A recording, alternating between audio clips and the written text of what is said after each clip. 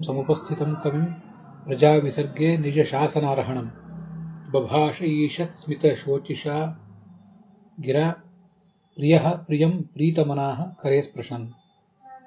ಶ್ರೀ ಗುರುಭ್ಯೋ ನಮಃ. ಭಾಗವತದ 2ನೇ ಸ್ಕಂದದ 9ನೇ ಅಧ್ಯಾಯದ 18ನೇ ಶ್ಲೋಕದಿಂದ ಇವತ್ತಿನ ಈ ಪ್ರವಚನ ಪ್ರಾರಂಭ ಕಾಣಬೇಕಾಗಿದೆ.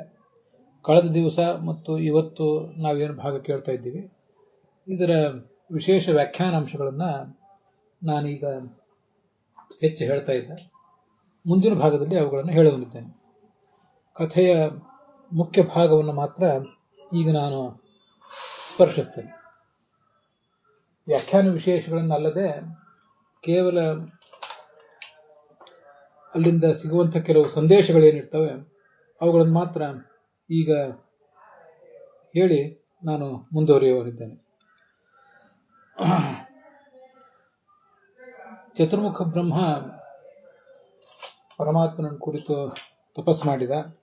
ಅವನಿಗೆ ಭಗವಂತ ತನ್ನನ್ನು ತಾನು ತೋರಿಸಿದ ಅನ್ನೋದನ್ನೆಲ್ಲ ನಾವು ನೋಡಿದ್ದೇವೆ. ತನ್ನ ಲೋಕವನ್ನು ತೋರಿಸಿದ. ಭಗವಂತನ ದರ್ಶನದಿಂದ ಚತುರ್ಮುಖ ಬ್ರಹ್ಮನಿಗೆ ಆನಂದ ತುಂಬಿ ಬಂತು. ಆ ಭಗವಂತನಿಗೆ ನಮಸ್ಕರಿಸಿದ. ಅದಾದ್ಮೇಲೆ 18ನೇ ಶ್ಲೋಕದಲ್ಲಿ ನಾವು ಇವತ್ತು ನೋಡೋದು, ಪರಮಾತ್ಮ ಅವನಿಗೆ ಅವನನ್ನು ಮಾತನಾಡಿಸಿದ ಅಂತನ್ನೋದನ್ನು. ಲೋಕ ಸೃಷ್ಟಿಯ ಕಾರ್ಯವನ್ನು ಮಾಡಬೇಕಾಗಿದೆ. ಅದಕ್ಕೆ ಅತ್ಯಂತ ಸಮರ್ಥನಾದವನು ಈ ಚತುರ್ಮುಖ ಬ್ರಹ್ಮ. ಪರಮಾತ್ಮನ ಆದೇಶವನ್ನ ಮುನ್ನಡೆಸಬಲ್ಲವನು ಇವನೇ. ಕವಿ ಭಾಗವತದ ಮೊದಲ ಶ್ಲೋಕವೂ ಕೂಡ ಅವನನ್ನು ಕವಿ ಅಂತ ವರ್ಣನೆ ಮಾಡಿತ್ತು. ತೇನೇ ಬ್ರಹ್ಮ ಹೃದಯ ಆದಿ ಕವಯೇ ಅಂತ. ಇಂಥ ಚತುರ್ಮುಖ ಬ್ರಹ್ಮ. ಅವನನ್ನು ನೋಡಿ ಈ ಭಗವಂತ ಕರೆ ಸ್ಪೃಶನ್, ತನ್ನ ಕೈಯಿಂದ ಅವನನ್ನ ಮುಟ್ಟಿ ಹೀಗೆ ಮುಂದಿನಂತೆ ಮಾತಾಡಿದಂತೆ. ದೀರ್ಘಕಾಲದ ತಪಸ್ಸು ಮಾಡಿದ್ದೆ, ಅದು ಸೃಷ್ಟಿ ಮಾಡುವುದಕ್ಕಾಗಿ ಹೀಗೆ ಮಾಡಿದ್ದೆ. ನೀನೇನು ತಪಸ್ಸು ಮಾಡಿದ್ದೆ, ಇದರಿಂದ ನನಗೆ ಬಹಳ ಸಂತೋಷ ಆಗಿದೆ. ನಿನ್ನನ್ನು ವೇದಗರ್ಭ ಅಂತ ನಾನು ಕರಿತೀನಿ ಅಂತ ಹೇಳ್ತಾನೆ ಚತುರ್ಮುಖ ಬ್ರಹ್ಮನಿಗೆ ಭಗವಂತ. ವೇದ ಅಂದ್ರೆ ಶಾಸ್ತ್ರಗಳೆಲ್ಲ ತನ್ನ ಮನಸ್ಸಿನ ಗರ್ಭದಲ್ಲಿ ಹುದುಗಿಸಿಟ್ಟುಕೊಂಡವನು ಅಂತ ಅರ್ಥ. ಹಾಗೇನೆ ವೇದೋ ವೇದ ವಿಧ ವ್ಯಂಗ ಅಂತ ಭಗವಂತನ ನಾಮ ವಿಷ್ಣು ಸಹಸ್ರನಾಮದಲ್ಲಿದೆ. ಅವನನ್ನು ತನ್ನ ಗರ್ಭದಲ್ಲಿ ಇಟ್ಕೊಂಡವನು.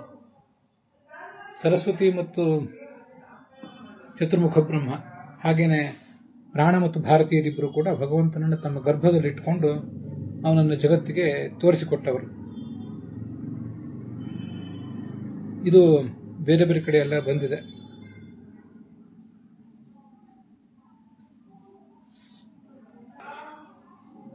ವಾಗ್ವೈ ಮಾತಾ ಪ್ರಾಣ ಪುತ್ರ ಅಂತ ಐತರೇಯ ಉಪನಿಷತ್ನಲ್ಲಿ ಆ ವಿಷಯ ಬಂದಿದೆ. ವಾಗಭಿಮಾನಿನಿ ಸರಸ್ವತಿ ಭಾರತೀಯರು ತಾಯಂದಿರು ಭಗವಂತನಿಗೆ. ಹಾಗೆ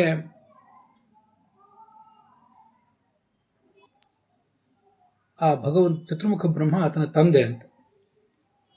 ತಂದೆಯ ಮೂಲಕ ತಾಯಿಗೆ ಆ ಗರ್ಭ ಬಂದು ಮುಂದೆ ತಾಯಿ ಅದನ್ನ ಜಗತ್ತಿಗೆ ತೋರಿಸ್ತಾಳೆ. ಹೀಗೆ ವೇದ ಅಂತ ಶಬ್ದವಾಚ್ಯನಾದ ಭಗವಂತನನ್ನ ತನ್ನ ಗರ್ಭದಲ್ಲಿ ಹೊತ್ತವನು. ಯಸ್ತಾ ವಿಜಾನಾತ್ ಸಪಿತುಷ್ಪಿತಾಸತ ಅಂತ ವೇದವಾಕ್ಯವು ಕೂಡ ಶಾಸ್ತ್ರದ ರಹಸ್ಯವನ್ನ ಬಲ್ಲಂಥ ಚತುರ್ಮುಖ ಬ್ರಹ್ಮ ಏನಿದ್ದಾನೆ, ಪಿತುಹು ಪಿತಾ, ಜಗತ್ತಿನ ತಂದೆಯಾದ ಪರಮಾತ್ಮನಿಗೂ ಅವನ ತಂದೆ ಅಂತ ಅಲ್ಲಿ ಬಂದಿದೆ. ಆದ್ರಿಂದ ಅವತನ್ನು ವೇದಗರ್ಭ ಅಂತ ಹೇಳಿದ್ದು ಮಹತ್ವದ ಒಂದು ಶಬ್ದ. ತ್ರಯೀಡ್ಯತ್ವ ತ್ರಯೀ ಸುತಃ. ಈ ವೇದ ಶಬ್ದವಾಚ್ಯನಾದ ಭಗವಂತ ಅವನು ವೇದದ ಮಗನೂ ಕೂಡ ಹೌದು, ವೇದಾಭಿಮಾನಿಯಾದ ಸರಸ್ವತಿಯ ಮಗನೂ ಕೂಡ ಹೌದು. ಬೇರೆ ಕಡೆ ಭಾಗವತ ತಾತ್ಪರ್ಯದಲ್ಲಿ ಮುಂದೆ ಬಂದಿದೆ. ಹೀಗೆ ಅವನು ಚತುರ್ಮುಖ ಬ್ರಹ್ಮ ವೇದ ಶಬ್ದವಾಚ್ಯನಾದ ಭಗವಂತನನ್ನ ತನ್ನ ಗರ್ಭದಲ್ಲಿ ತನ್ನ ಮನಸ್ಸಿನೊಳಗೆ ಹೊತ್ತವನು. ಸರಸ್ವತಿಯ ಮೂಲಕ ಜಗತ್ತನ್ನು ಆತನಿಗೆ ತೋರಿಸ್ತಾನೆ. ದುಸ್ತೋಷಃ ಕೂಟಯೋಗಿನಾಂ ಅಂತ ಅಲ್ಲಿರೋ ಶಬ್ದ. ಕೂಟಯೋಗಿಗಳು ಯಾರಿದ್ದಾರೆ, ಆ ಕೂಟಯೋಗಿಗಳಿಗೆ ನಾನೆಂದೂ ಕೂಡ ಒಲಿಯುವವನಲ್ಲ ಅಂತ.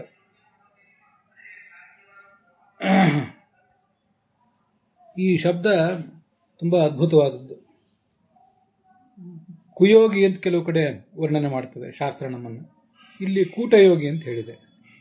ಕೂಟಯೋಗಿಗಳು ಅಂದ್ರೆ ಕೂಟ ಅಂದ್ರೆ ಕಪಟ ಅಂತ ಅರ್ಥ. ಕೂಟಯೋಗಿಗಳಾದವರು ಯಾರು ಒಂದ ಕರ್ಮಯೋಗಿಗಳಾಗಬೇಕು, ಅತಿ ಕೆಳಗಿನದು ಅಂದ್ರೆ. ಇನ್ನೂ ಹೆಚ್ಚಿನದು ಅಂದ್ರೆ ಜ್ಞಾನಯೋಗಿಗಳಾಗಬೇಕು. ಅದಕ್ಕಿಂತ ಹೆಚ್ಚಿನದು ಅಂದ್ರೆ ಭಕ್ತಿಯೋಗಿಗಳಾಗಬೇಕು. ಭಕ್ತಿಯೋಗಿಗಳು ದೇವತೆಗಳು, ಜ್ಞಾನಯೋಗಿಗಳು ಸಾಧಕರು, ಅದಕ್ಕಿಂತ ಕೆಳಗೆ ಇರುವಂಥವರು ಕರ್ಮಯೋಗಿಗಳು. ಅದು ಬಿಟ್ಟು ಕೂಟಯೋಗಿಗಳಾದ್ರೆ ಅಂಥವರಿಗೆ ಭಗವಂತ ಒಲಿಯೋದಿಲ್ಲ ಅಂತ ಅದರ ತಾತ್ಪರ್ಯ ಇದೆ. ಇಂಥ ಕೂಟಯೋಗಿಗಳು ಅನ್ನೋ ಶಬ್ದದಿಂದ ಭಗವಂತನನ್ನ ಕಪಟದಿಂದ ಧ್ಯಾನಿಸುವ ವ್ಯಕ್ತಿಗಳನ್ನ ವರ್ಣನೆ ಮಾಡಿದೆ ಶಾಸ್ತ್ರ.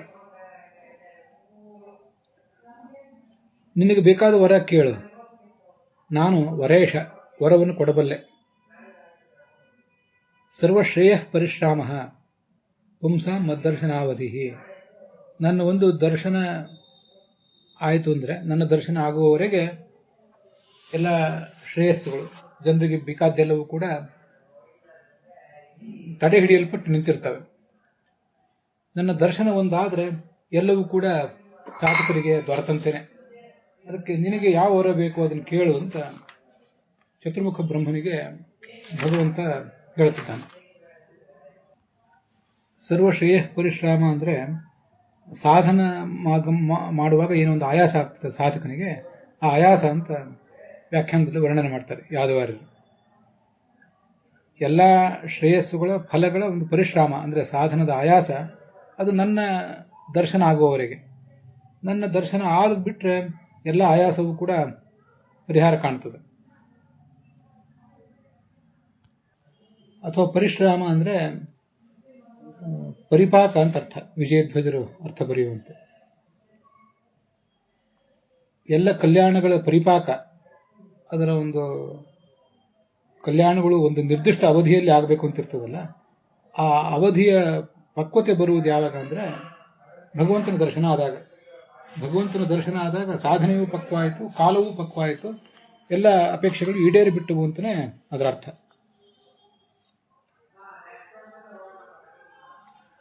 ನೀನು ನನ್ನ ಲೋಕವನ್ನು ಕಂಡಿದ್ದಿ, ಯಾಕೆಂದ್ರೆ ನನ್ನ ಆದೇಶವನ್ನು ಕೇಳಿ ತಪಸ್ಸು ಮಾಡಿದ್ದೆ. ಸೃಷ್ಟಿ ಕಾರ್ಯವನ್ನು ಹೇಗೆ ಮಾಡಬೇಕು ಅಂತ ನಿನಗೆ ಜ್ಞಾನ ಇಲ್ಲದೆ ಇದ್ದಾಗ ನಾನು ನಿನಗೆ ಹೇಳಿದೆ ತಪಸ್ಸು ಮಾಡು ಅಂತ ಹೇಳಿದೆ. ಅದರಂತೆ ನೀನು ತಪಸ್ಸು ಮಾಡಿದ್ದಿ. ಅಲ್ಲಿ ಮನೀಷಿತಾನುಭಾವ ಅಂತಿದೆ. ಮನೀಷಿತ ಅಂದ್ರೆ ತಪಸ್ಸು ಅಂತ ಅದರ ತಾತ್ಪರ್ಯ. ಆ ತಪಸ್ಸಿನ ಒಂದು ಫಲ ಇದು. ಈಗ ನಾನು ನಿನಗೆ ಸಿಕ್ಕವನು, ನೀನು ನನ್ನನ್ನು ನೋಡಿದ್ದು ಅದರ ಫಲ ಇದು.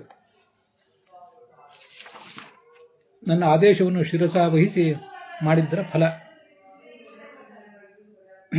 ಪ್ರತ್ಯಾದಿಷ್ಟಮಯ ತತ್ರ ತ್ವಯಿ ಕರ್ಮ ವಿಮೋಹಿತೆ. ಕರ್ಮವನ್ನು ಹೇಗೆ ಮಾಡಬೇಕು ಅಂತ ನಿನಗೆ ಗೊತ್ತಾಗಿರಲಿಲ್ಲ, ಆವಾಗ ನೀನು ತಪಸ್ಸು ಮಾಡಿದೆ. ಕೆಲವು ಪುಸ್ತಕಗಳಲ್ಲಿ ಪ್ರತ್ಯಾದಿಷ್ಟಮಯ ತತ್ರ ತ್ವಯಿ ಕರ್ಮ ವಿಮೋಹಿತೆ ಅನ್ನುವ ಒಂದು ಅರ್ಧ ಬಿಟ್ಟು ಹೋಗಿದೆ, ಅದನ್ನಲ್ಲಿ ಸೇರಿಸ್ಕೊಳ್ಬೇಕು. ನಿನಗೆ ಕರ್ಮ ಹೇಗೆ ಮಾಡಬೇಕು ಅಂತ ಗೊತ್ತಿಲ್ಲದೆ ಇದ್ದಾಗ ನಾನು ನಿನಗೆ ಆದೇಶ ಮಾಡಿದ್ದೆ, ಅದರಂತೆ ನೀನು ತಪಸ್ಸು ಮಾಡಿದ್ದೆ ಅಂತ ಅದರ ತಾತ್ಪರ್ಯ. ತಪೋಮೇ ಹೃದಯಂ ಸಾಕ್ಷಾತ್ ಆತ್ಮಾಹಂ ತಪಸೋ ನಘ. ಈ ಭಗವಂತ ತಪಸ್ಸು ಅನ್ನುವುದು ತನಗೆ ಹೇಗೆ ಪ್ರಿಯ ಅಂತ ಅನ್ನೋದನ್ನೆಲ್ಲ ಹೇಳ್ತಿದ್ದಾನೆ. ತಪೋಮೇ ಹೃದಯಂ ಅಂದ್ರೆ ನನಗೆ ಅತ್ಯಂತ ಪ್ರಿಯ ಅಂತ ಅರ್ಥ. ಅದ್ರದ್ದು ಹೃದಯಂ ಅಂದ್ರೆ ಪ್ರಿಯಂ ಅಂತ.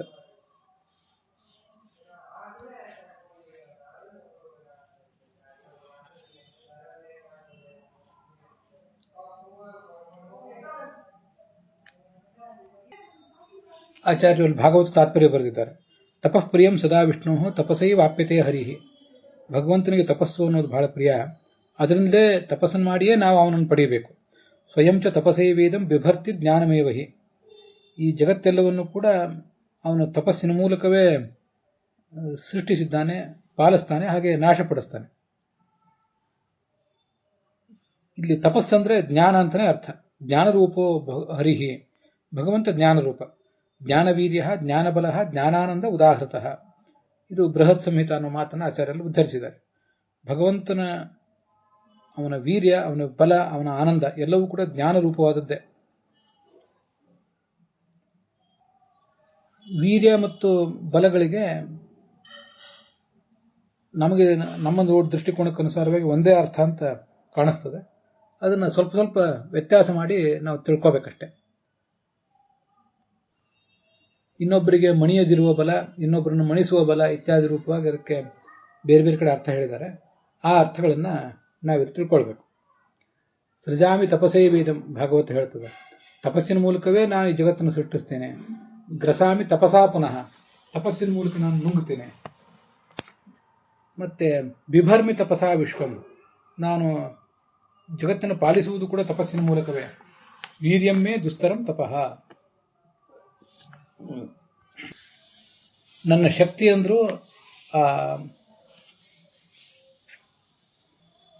ತಪಸ್ಸು ಅಂದ್ರೂ ಬೇರೆ ಅಲ್ಲ. ಭಗವಂತ ಒಂದು ಕೆಲಸವನ್ನ ಆಲೋಚನೆ ಮಾಡಿದ ಕೂಡಲೇ ಆ ಕೆಲಸ ತಾನಾಗೇ ಆಗ್ತದೆ. ನಾವು ಮೊದಲು ಜಾನಾತಿ ಇಚ್ಛತಿ ಯತತೆ, ಮೊದಲು ಆಲೋಚನೆ ಮಾಡಿ ಅದನ್ನು ಮಾಡಬೇಕು ಅಂತ ಬಯಸಿ ಅದಾದ ನಂತರ ಅದನ್ನು ಕಾರ್ಯರೂಪಕ್ಕೆ ತರಬೇಕು. ಆದರೆ ಭಗವಂತ ಇಷ್ಟೆಲ್ಲ ಶ್ರಮ ಪಡಬೇಕಾಗಿಲ್ಲ. ಹಂತ ಹಂತವಾಗಿ ಆತ ಮುಂದುವರಿಬೇಕಾದ್ದಿಲ್ಲ. ಅವನೇನು ಆಲೋಚನೆ ಮಾಡಿದ ಕೂಡಲೇ ಆ ಕೆಲಸ ಆಗ್ತದೆ. When he decrease A thing and it is ಅಂತ ಬೇರೆ ಬೇರೆ ಕಡೆ ಶಾಸ್ತ್ರದಲ್ಲಿ ಬೇರೆ ಬೇರೆ ಧರ್ಮಗಳಲ್ಲೂ ಅದನ್ನು ಹೇಳ್ತಾರೆ. ಭಗವಂತ ಒಂದು ಏನಾದ್ರು ಕೆಲಸ ಆಗಬೇಕು ಅಂತ ಬಯಸಿದ್ರೆ ಆ ಕೆಲಸ ತಾನಾಗಿ ಅನಾಯಾಸವಾಗಿ ಆಗಿ ಹೋಗ್ತದೆ. ನಾವೆಲ್ಲ ಬಯಸಿದ ಕೂಡಲೇ ಕೆಲಸಗಳಾಗೋದಿಲ್ಲ. ಭಗವಂತನ ಕೆಲಸ ಹಾಗಲ್ಲ, ಅನಾಯಾಸವಾಗಿ ಆಗ್ತದೆ ಅಂತ ಅದರ ತಾತ್ಪರ್ಯ.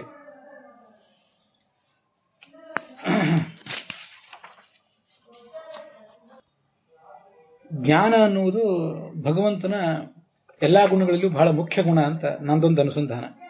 ಇಲ್ಲಿ ನಮಗೆ ಗೊತ್ತಿರಬೇಕು, ಭಗವಂತನ ಗುಣಗಳಲ್ಲಿ ಯಾವುದು ಕಡಿಮೆ ಗುಣ, ಯಾವುದು ಹೆಚ್ಚಿನ ಗುಣ ಅಂತ ಹೀಗೆಲ್ಲ ಇಲ್ಲ. ಎಲ್ಲಾ ಗುಣಗಳು ಬಹಳ ಮಹತ್ವದ್ದೇ. ಆದರೆ ನನಗೆ ಹಾಗೆ ಅನಿಸೋದು, ಅವನು ಸೃಷ್ಟಿಸಬೇಕಾದ್ರೆ ಒಬ್ಬ ಕುಂಬಾರನಂತೆ ಮೊದಲು ತಿಳಿದುಕೊಂಡು ಆಮೇಲೆ ಅವನು ಅದನ್ನು ಕಾರ್ಯರೂಪಕ್ಕೆ ತಂದು ಕೈ ಕಾಲುಗಳಿಂದ ಅದನ್ನು ತಟ್ಟಿ ಆ ಪದಾರ್ಥಗಳನ್ನು ಮಾಡಿ ನಿರ್ಮಾಣ ಮಾಡಿ ಇಷ್ಟೆಲ್ಲ ಮಾಡಬೇಕಾದ ಅಗತ್ಯ ಇರೋದಿಲ್ಲ. ಅವೆಲ್ಲ ನಾವು ಅಡಿಗೆ ಮಾಡುವಾಗ, ಕುಂಬಾರ ಮಣ್ಣಿನ ಮಡಿಕೆಗಳನ್ನು ಮಾಡುವಾಗ, ಹಾಗೆ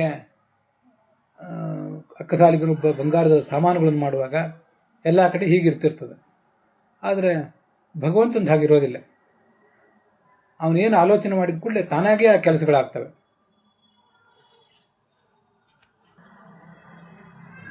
ಅದನ್ನೇ ಅಕ್ಲಿಷ್ಟ ಕಾರ್ಯ, ಅದಕ್ಕೆ ಅಕರ್ತ, ಕರ್ತಾಪ್ಯಕರ್ತಿ ಐತಿ ಅಕರ್ತ ಅಂತ ಶಾಸ್ತ್ರ ಅವನು ವರ್ಣನೆ ಮಾಡೋದು.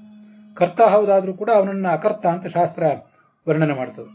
ಕರ್ತ ಯಾಕೆ ಅಂದ್ರೆ ಎಲ್ಲವನ್ನು ಸೃಷ್ಟಿ ಜಗತ್ತಿನ ಎಲ್ಲಾ ಕಾರ್ಯಗಳನ್ನು ಮಾಡ್ತಾನಾದ್ರಿಂದ ಕರ್ತ. ಆದರೆ ಹರಿ ಕರ್ತಾಪಿ ಅಕರ್ತ, ಯಾಕೆಂದ್ರೆ ನಮ್ಮಂತೆ ಬಹಳ ಪರಿಶ್ರಮ ಪೂರ್ವಕವಾಗಿ ಏನೋ ಒಂದನ್ನು ಬಯಸಿ ಅವನು ಮಾಡುವುದಿಲ್ಲ. ಆದ್ರಿಂದ ಆತ ಅಕರ್ತ. ಹೀಗೆ ಜ್ಞಾನದ ಬಲದಿಂದ ಎಲ್ಲಾ ಕಾರ್ಯಗಳನ್ನು ಕೂಡ ಆತ ಮಾಡಿ ಮುಗಿಸ್ತಾನೆ. ಜ್ಞಾನ ಅನ್ನೋದು ಬಹಳ ಮುಖ್ಯ. ಒಂದು ಭಗವಂತ ತಾನಿದ್ದಲ್ಲಿ ಇದ್ದು ಕೆಲಸಗಳನ್ನ ಆಲೋಚನೆ ಮಾಡಿದ್ರೆ ಸಾಕು, ಇದು ಹೀಗಾಗಬೇಕು ಅಂತ ಆಲೋಚನೆ ಮಾಡಿದ್ರೆ ಸಾಕು, ನಾಶವೂ ಆಗ್ತದೆ, ಮತ್ತೆ ಪಾಲನೆಯೂ ಆಗ್ತದೆ, ಮತ್ತೆ ಆ ಜಗತ್ತಿನ ಸೃಷ್ಟಿಯೂ ಕೂಡ ಆಗ್ತದೆ. ಇದು ಈ ಭಗವಂತನ ಎಲ್ಲಾ ಕ್ರಿಯೆಗಳನ್ನು ಕೂಡ ನಾವು ಸವಿಶೇಷಾಭಿನ್ನ ಅಂತ ಹೇಳ್ತೀವಲ್ಲ, ಆ ಸವಿಶೇಷಾಭಿನ್ನ ಅಂತ ಅನ್ನೋದಕ್ಕೂ ಕೂಡ ಹೀಗೋ ಇದು ಒಂದು ಅರ್ಥ. ಸವಿಶೇಷಾಭಿನ್ನ ಅನ್ನೋದಕ್ಕೆ ಅನೇಕ ಮಗ್ಗಲುಗಳ ಅರ್ಥ ಇದೆ, ಅನೇಕ ಆಂಗಲ್ಗಳಿಂದ ಅದಕ್ಕೆ ಅರ್ಥ ಇದೆ. ಅದರಲ್ಲಿ ಇದು ಕೂಡ ಒಂದು ಅರ್ಥ. ಭಗವಂತ ಅವನ ಎಲ್ಲಾ ಗುಣಗಳು ಸವಿಶೇಷಾಭಿನ್ನ. ಅವನ ಆನಂದವು, ಅವನ ಕ್ರಿಯೆಯು, ಅವನ ಗುಣಗಳು, ಅವನ ವೀರ್ಯ, ಅವನ ಬಲ ಮಹಾಭಾರತದಲ್ಲಿ ವರ್ಣನೆ ಮಾಡ್ತಾರೆ, ಹಿಂದೆ ಭಾಗವತದಲ್ಲಿ ಬಂದಿದೆ. ಅವನ ಪ್ರಾಣ, ಎಲ್ಲರನ್ನೂ ಚಟುವಟಿಕೆಗೊಳಪಡಿಸುವಂತಹ ಒಂದು ಶಕ್ತಿ, ಎಲ್ಲರನ್ನೂ ಸೋಲಿಸುವಂತಹ ಅವನ ಶಕ್ತಿ. ಅದಕ್ಕೆ ಓಜಸ್ ಅಂತಾರೆ. ಸಹಸ್ ಅಂದ್ರೆ ಯಾರಿಗೂ ಮಣಿಯದೇ ಇರುವ ಶಕ್ತಿ. ಮತ್ತೆ ಸ್ವೇಚ್ಛೆಯಿಂದ ಕೆಲಸ ಮಾಡುವ ಶಕ್ತಿಗೆ ಬಲ ಅಂತಾರೆ. ಇನ್ನೊಬ್ಬರನ್ನು ಧರಿಸುವ ಶಕ್ತಿ, ಅದಕ್ಕೆ ವಿಧೃತಿ ಅಂತಾರೆ. ಸರ್ವಚೇಷ್ಟೈತೃತ್ವಾತ್ತು ಪ್ರಾಣೋಭಿಭವ ಶಕ್ತಿತಃ ಓಜಸ್ತ್ವನಭಿಭಾವ್ಯತ್ವ ಸಹಶ್ಚ ಸ್ವೇಚ್ಛೆಯ ಕೃತೇ ಬಲಂ ವಿಧಾರಕತ್ವಾಚ ವಿಧೃತಿರ್ ವಾಯುರುಚ್ಯತೆ ಅಂತ. ಈ ಎಲ್ಲ ಕೆಲಸಗಳೇನಿವೆ, ಈ ಎಲ್ಲ ಕೆಲಸಗಳನ್ನು ಕೂಡ ಇನ್ನೊಬ್ಬರನ್ನ ಚಟುವಟಿಕೆ ಒಳಪಡಿಸುವುದು, ಇನ್ನೊಬ್ಬರಿಗೆ ಮಣಿಯದಿರುವುದು, ಇನ್ನೊಬ್ಬರನ್ನು ಮಣಿಸುವುದು, ತನ್ನ ಇಚ್ಛೆಯಂತೆ ಕಾರ್ಯ ಮಾಡುವುದು, ಎಲ್ಲವನ್ನು ಧರಿಸಿರುವುದು, ಇವೆಲ್ಲ ಕ್ರಿಯೆಗಳು ಕೂಡ ಜ್ಞಾನ ರೂಪವಾದದ್ದೇ. ಅವನು ಆ ಜ್ಞಾನ ಪೂರ್ವಕವಾಗಿ ಒಂದು ಬಾರಿ ಆಲೋಚನೆ ಮಾಡಿದರೆ ಜಗತ್ತಿನ ಸೃಷ್ಟಿಯೂ ಆಗ್ತದೆ. ಆತ ನಾವು ಹೇಗೆ ಒಂದು ಸೃಷ್ಟಿಯನ್ನು ಮಾಡ್ತೀವಿ ಆ ಥರ ಯಾವುದೇ ರೀತಿಯಾದ ಕೈ ಕಾಲುಗಳ ಉಪಕರಣಗಳ ಮೂಲಕ ಪ್ರಯತ್ನ ಪಡಬೇಕಾಗಿಲ್ಲ. ಸಂಹಾರ ಮಾಡಲಿಕ್ಕೆ ಆಯುಧಗಳು ಆತನಿಗೆ ಬೇಕಾಗಿಲ್ಲ. ಆಯುಧಗಳ ಮೂಲಕ ಆತ ಸಂಹಾರ ಮಾಡ್ತಾನೆ ಅಂದರೂ ಕೂಡ ಅವು ಆತನ ಆ ಸಂಹಾರ ಕ್ರಿಯೆಯು ಕೂಡ ಆತನ ಜ್ಞಾನವೆಂಬ ಗುಣದಿಂದ ಅತ್ಯಂತ ಅಭಿನ್ನನೇ. ಪಾಲನ ಕ್ರಿಯೆಯು ಕೂಡ ಹೀಗೆ ಅದು ಅತ್ಯಂತ ಅಭಿನ್ನವೇ ಅಂತ ನಾವು ತಿಳ್ಕೊಳ್ಬೇಕು. ಆ ದೃಷ್ಟಿಯಿಂದ ಸಕಲ ಗುಣಗಳು ಕೂಡ ಜ್ಞಾನದಿಂದ ಅಭಿನ್ನ. ಆದ್ದರಿಂದ ಸವಿಶೇಷ ಭಿನ್ನ ಎಲ್ಲ ಗುಣಗಳು ಅಂತ ಅನ್ನೋದಕ್ಕೆ ಇದೊಂದು ತಾತ್ಪರ್ಯ ಆಗ್ತದೆ. ಮುಂದೆ ಚತುರ್ಮುಖ ಬ್ರಹ್ಮ ಹೇಳ್ತಾನೆ, ನೀನು ಎಲ್ಲರ ಹೃದಯದಲ್ಲಿ ನಿಯಾಮಕನಾಗಿದ್ದಿ, ಯಾವುದೇ ಅಡೆತಡೆ ಇಲ್ಲದೇನೆ ಅವರೆಲ್ಲ ಕಾರ್ಯದ ಉದ್ದೇಶವನ್ನು ನೀನು ತಿಳ್ಕೊಳ್ತೀಯ. ವೇದ ಹಿ ಅಪ್ರತಿರುದ್ಧೇನ ಪ್ರಜ್ಞಾನೇನ ಚಿಕೀರ್ಷಿತಂ. ನಿನ್ನ ಜ್ಞಾನದ ಮೂಲಕವೇ ನೀನು ಅಲ್ಲಿ ಹೋಗಿ ನೋಡಬೇಕಾಗಿಲ್ಲ ಪ್ರತಿಯೊಬ್ಬರ ಹೃದಯದಲ್ಲಿ ಏನಿದೆ ಅಂತ. ನೀನಿದ್ದಲ್ಲೇ ಅದು ನೋಡಬಲ್ಲೆ. ಆಸೀನೋ ದೂರಂ ವ್ರಜತಿ ಅಂತ ಉಪನಿಷತ್ತು ಹೇಳುವುದು ಅದಕ್ಕಾಗಿ.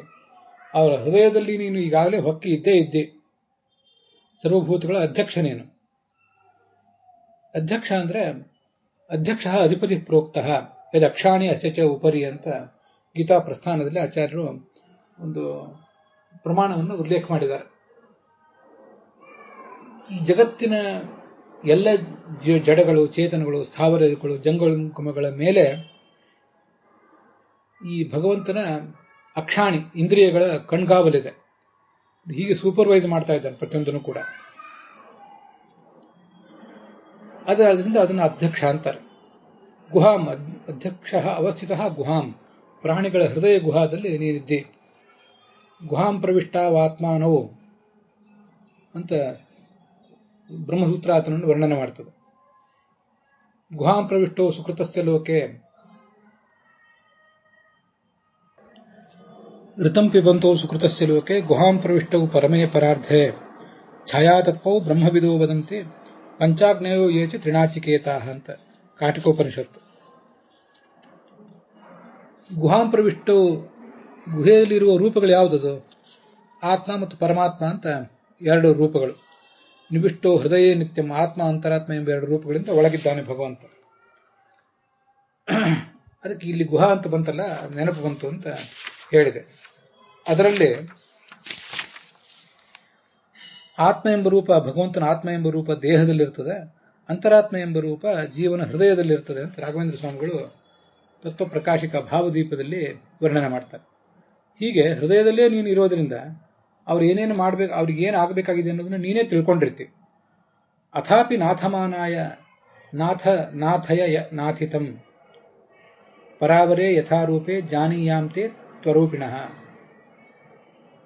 ಪ್ರಾಕೃತ ರೂಪರಹಿತ ನೀನು, ನಿನ್ನ ಪರ ಎಂಬ ರೂಪ ಮತ್ತು ಅಪರ ಎಂಬ ರೂಪ ಅವೆರಡವನ್ನು ಕೂಡ ನಾನು ತಿಳ್ಕೋಬೇಕಾಗಿದೆ. ಸ್ವತಂತ್ರವಾದ ಪರಮಾತ್ಮ ಸ್ವರೂಪ, ಅದಕ್ಕೆ ಅಧೀನವಾಗಿ ಅಪರ ಎಂಬ ರೂಪ ಇದೆ. ಅದು ಜೀವ ಜಡ ಪದಾರ್ಥಗಳಲ್ಲಿ ಅಂತರ್ಗತವಾಗಿದೆ. ಅದನ್ನೆಲ್ಲ ತಿಳ್ಕೋಬೇಕಾಗಿದೆ. ವ್ಯಾಖ್ಯಾನ ವಿಶೇಷಗಳನ್ನು ಮುಂದೆ ಹೇಳೋನಿದ್ದೇನೆ. ನಾನು ಈ ನಿನ್ನ ಸ್ವರೂಪವನ್ನು ತಿಳ್ಕೋಬೇಕಾಗಿದೆ. ಅದಕ್ಕೆ ನಾಥಮಾನಾಯ, ನಾನು ನಿನ್ನನ್ನು ಬೇಡ್ತಾ ಇದ್ದೇನೆ. ಈಗ ನಾನು ಏನು ಬೇಡ್ಕೊಂಡಿದ್ದೇನೆ ಅದನ್ನು ನೀನು ನನಗೆ ತಿಳಿಸು ಅಂತ ವರ್ಣನೆ ಮಾಡ್ತಿದ್ದಾನೆ. ಅಥ ಆತ್ಮಮಾಯ ಯೋಗಿನ ನಾನಾಶಕ್ತಿ ಉಪಬ್ರಹ್ಮಿತ. ನೀನು ಸರ್ವಶಕ್ತ. ನಿನ್ನ ಆತ್ಮಮಾಯ ಅಂದರೆ ನಿನ್ನ ಸಂಕಲ್ಪ ಶಕ್ತಿ, ಅದರ ಒಡಗೂಡಿ ಅವತಾರ ಮಾಡ್ತಿ, ಅಥವಾ ನೀನಿದ್ದಲ್ಲೇ ಅನೇಕ ರೂಪಗಳನ್ನು ತಾಳ್ತಿ.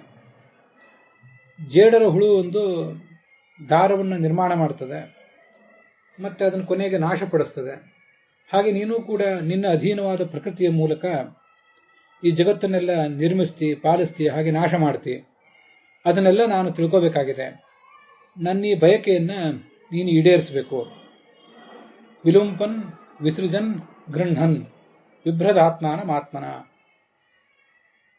ವಿಲುಂಪನ್ ಅಂದ್ರೆ ನಾಶ ಮಾಡುವುದು, ವಿಸರ್ಜನ್ ಸೃಷ್ಟಿ ಮಾಡ್ತಿ, ಗೃಹನ್ ಅದನ್ನು ಪಾಲಿಸ್ತಿ, ಕ್ರೀಡಸಿ ಅಮೋಘ ಸಂಕಲ್ಪ, ನಿನ್ನ ಸಂಕಲ್ಪ ಯಾವತ್ತೂ ಹುಸಿ ಹೋದದ್ದಿಲ್ಲ ಯಾವ ಕಾಲಕ್ಕೂ ಕೂಡ. ಊರ್ಣನಾಭಿಹಿ ಯಥೋರ್ಣುತೆ, ಒಬ್ಬ ಜೇಡರ ಹುಳು ಹೀಗೆ ಕೆಲಸ ಮಾಡಿದಂತೆ ನೀನಿಡ್ತಿ. ತಥಾ ತದ್ವಿಷಯಾಂ ಧೇಹಿ ಮನೀಷಾಂ ಮೈ ಮಾಧವ. ಮಾಧವ ಅಂತ ಭಗವಂತನನ್ನ ಚತುರ್ಮುಖ ಸ್ತೋತ್ರ ಮಾಡ್ತಿದ್ದಾನೆ. ಮಾ ಅಂದ್ರೆ ಪ್ರಕೃತಿ ಅಥವಾ ಲಕ್ಷ್ಮಿ, ಅವಳ ಪತಿ ನೀನು ಹೀಗೆ ಏನೇನು ಮಾಡ್ತಿ ಅನ್ನೋದನ್ನ ನಾನು ನೋಡಬೇಕಾಗಿದೆ. ಇದು ಅದರ ತಾತ್ಪರ್ಯ.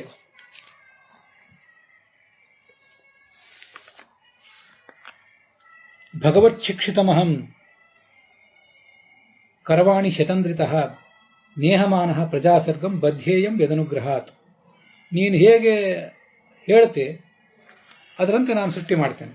ಅತಂದ್ರಿತಃ, ಅದರಲ್ಲಿ ನಾನು ಮಾಡಬೇಕಾದ ಕೆಲಸದಲ್ಲಿ ಯಾವತ್ತೂ ಕೂಡ ನಾನು ಆಲಸ್ಯ ಮಾಡೋದಿಲ್ಲ. ಮತ್ತೆ ಸಾಮಾನ್ಯವಾಗಿ ಜೀವ ಏನು ಕರ್ಮಗಳನ್ನು ಮಾಡ್ತಾನೆ ಆ ಎಲ್ಲಾ ಕರ್ಮಗಳು ಕೂಡ ಆತನಿಗೆ ಬಂಧಕ ಆಗ್ತಿರ್ತವೆ. ಹಾಗೆ ನಾನು ಮಾಡುವ ಸೃಷ್ಟಿ ಕರ್ಮವೂ ಕೂಡ ನನಗೆ ಯಾವತ್ತೂ ಬಂಧಕ ಆಗದೆ ಇರಲಿ. ಮಾಡುವ ಸೃಷ್ಟಿ ಕರ್ಮ ನನ್ನ ಸಂಸಾರದಲ್ಲಿ ಮತ್ತೆ ಕೆಳಗೆ ಸೆಳೆದು ಅಲ್ಲೇ ಕೂಡಿಸಿ ನನ್ನ ಸಾಧನೆಯಲ್ಲ ವಿಳಂಬಿತ ಮಾಡದೇ ಇರಲಿ. ನನಗೆ ಮುಕ್ತಿಯ ದಾರಿ ಸುಲಭವಾಗಲಿ ಅಂತ ಹೀಗೆ ಕೇಳ್ಕೊತಿದ್ದಾನೆ. ಯಾವತ್ ಸಖಾ ಸಖ್ಯುರಿವೇಶತೆ ಕೃತಃ. ಮುಂದಿನ ಶ್ಲೋಕ. ಸ್ನೇಹಿತ ತನ್ನ ಸ್ನೇಹಿತನನ್ನ ಆಧರಿಸುವಂತೆ ನೀನು ನನ್ನನ್ನ ಆಧರಿಸಿದ್ದೆ. ಸೃಷ್ಟಿಕಾರ್ಯದ ಮೂಲಕ ನಿನ್ನ ಸೇವಾ ಮಾಡಲಿಕ್ಕೆ ನನಗೊಂದು ಅವಕಾಶ ಕೊಟ್ಟಿದ್ದೆ. ಎಲ್ಲಾ ದೇವತೆಗಳಿಗೆ ಯಾರ್ಯಾರಿಗೆ ಏನೇನು ಸ್ಥಾನಗಳನ್ನು ಕೊಡಬೇಕೋ ಅದನ್ನೆಲ್ಲ ನಾನು ಹಂಚಿಕೊಡ್ತೇನೆ. ಮಾಮೇ ಸಮುನ್ನದ್ಧ ಮದಃ ಅಜಮಾನಿನಃ. ಈ ಎಲ್ಲ ಕಾರಣಗಳಿಂದ ನಿನ್ನ ಪರಮಾನುಗ್ರಹಕ್ಕೆ ಪಾತ್ರನಾದಂಥ ನನಗೆ ಯಾವತ್ತೂ ಕೂಡ ಅಹಂಕಾರ ಬಾರದೇ ಇರಲಿ. ಮಾಮೇ ಸಮುನ್ನದ್ಧ ಮದಃ ಅಜಮಾನಿನಃ. ಅಜ, ನಾನು ನಿನ್ನ ಮಗ, ಹೀಗೆಲ್ಲ ತಿಳ್ಕೊಂಡಿದ್ದೇನೆ. ಸೃಷ್ಟಿ ಕಾರ್ಯಕ್ಕೆ ನನ್ನನ್ನು ತೊಡಗಿಸಿದ್ದೆ. ನಿನ್ನ ನಂತರ ನಿನ್ನ ಪತ್ನಿಯಾದ ಲಕ್ಷ್ಮೀದೇವಿಯ ನಂತರ ಇರುವ ಸ್ಥಾನ ನನ್ನದು. ಈ ಎಲ್ಲ ಕಾರಣಗಳಿಂದ ನನಗೆ ಯಾವತ್ತೂ ಕೂಡ ಮದ ಬರದೇ ಇರಲಿ ಅಂತ ಪ್ರಾರ್ಥನೆ ಮಾಡ್ತಿದ್ದಾನೆ.